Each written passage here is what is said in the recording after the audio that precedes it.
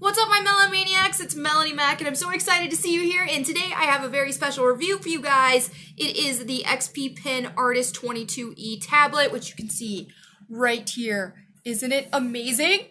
So yeah, it is a graphics tablet. You could draw on it. It's got all the modifier keys right here and right here. It's incredible. So much to go over. So I'm going to show you the tablet first and foremost, and then we're going to do like a little time-lapse drawing I was doing on it, and I will talk you through it, let you know my impressions, all that good stuff. So let's dive right in. Now first, I do want to say that XP Pen did send me this tablet for review, just to throw that out there and to clarify. But I do have to say though, is that I did buy one of these. Not the 22E, I bought the one without the modifier keys on it. I did buy one on my own right before that, so yeah, I mean, it's definitely obviously something that I would and have bought. So just throwing that out there. So the biggest thing that you're going to notice, now I notice, is the price. Now, a lot of people use Wacom tablets. A lot of people want a Wacom tablet, especially the Cintiq. So a comparable one to this would be like the Cintiq 22 HD, which runs for $1,699, which is a lot of money. Now this tablet here, the XP Pen Artist 22E, is currently $689 on Amazon. So that is over $1,000 that you're going to save on this tablet. And I know a lot of you are wondering, like, why is it so much cheaper? And is it worth it and all that? So that's what this video is for, and I'm going to tell you guys. So the tablet itself is a 22-inch large screen display. It has 1920 by 1080 resolution, which is expected, and it looks beautiful. There's plenty of room to move around when drawing on the screen, and on the sides there are 16 express keys, which are super handy for shortcuts. And it's also something I have to tell myself to use more often, because I have a habit of not taking advantage of those things. The pen itself has 2,048 levels of pressure, and it's great, but it does require recharging, which isn't as fancy as a Wacom pen, for example. But I do find that the charge has lasted a long time for me, and like I said, I've had this tablet for months, and I haven't run into an issue where I don't have a pen that is charged, because there are two pens that come with this, so it is pretty rad. I'd say the first thing that I noticed, especially when I just tried this tablet out for the first time, was that it is extremely smooth, like very, very, very, very, very smooth. Now this is good or bad depending on what you're used to and what you like. I personally think it's great because I like to kind of train myself more to do more long, fluid, smooth strokes, and this helps me to do that. It helps me more comfortable in doing that.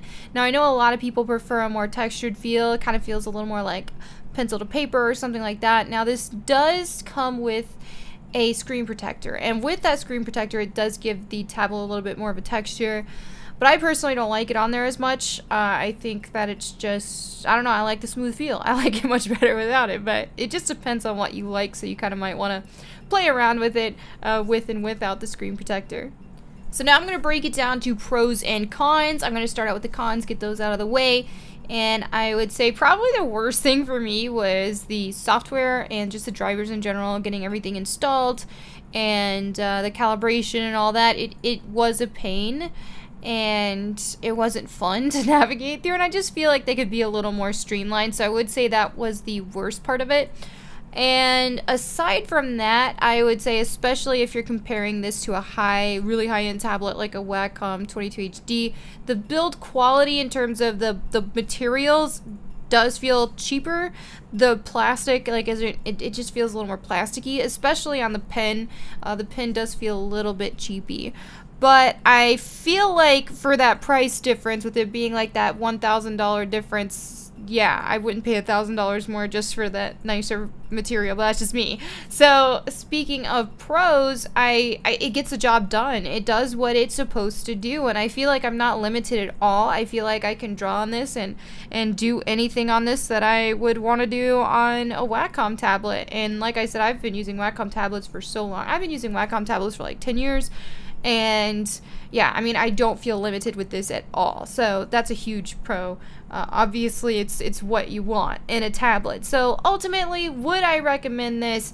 And I would say absolutely yes. Like, if you do have the extra money and it just doesn't even put a dent in your wallet, go ahead and get the more expensive one if you've got it lying around. But if you do not, I totally think that there's no point in spending all that extra money just to have like a little bit better of a build quality and maybe like more of a tilt sensitivity and all that.